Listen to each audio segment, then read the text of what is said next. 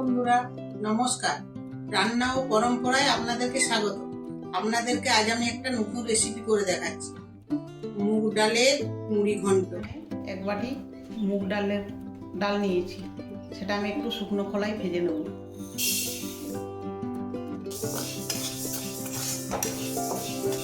একটু নেড়ে গরম করে নিলাম, নামিয়ে দিচ্ছি।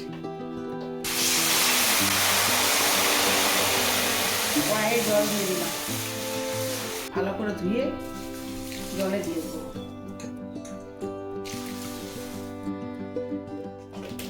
কাঁচা লঙ্কা দিয়ে দিলাম।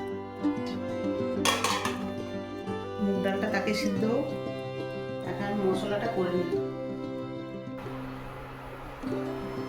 ডালটা খুব সিদ্ধ করা চলবে না, এইরকমই সিদ্ধ করে রাখতে হবে যাতে একটু গোটা গোটা দেখা যায়।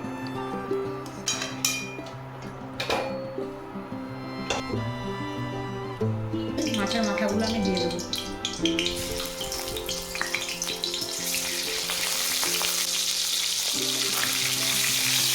শুকনো লঙ্কা দিয়ে দেবো।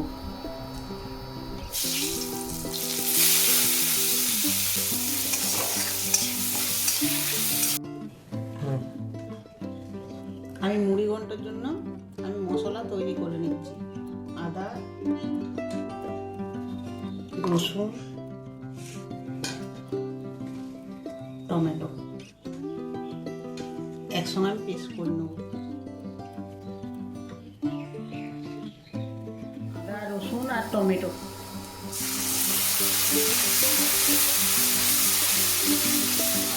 হলুদ দিয়ে দেবো, ধনে গুঁড়ো দিয়ে দেবো, লঙ্কা গুঁড়ো দিয়ে দেবো।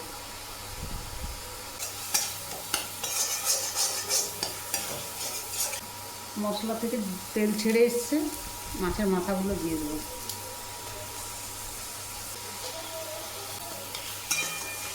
মুগ কলাই সিদ্ধ করে দিয়েছিলাম, সেই ডালটা ঢেলে দেবো। এটা পাতলা হবে না, এটা একটু পুরু রাখলে খেতেও টেস্টি হয় আর স্বাদও। এবার একটু গরম মশলা, ঘি দিয়ে নামিয়ে নেব।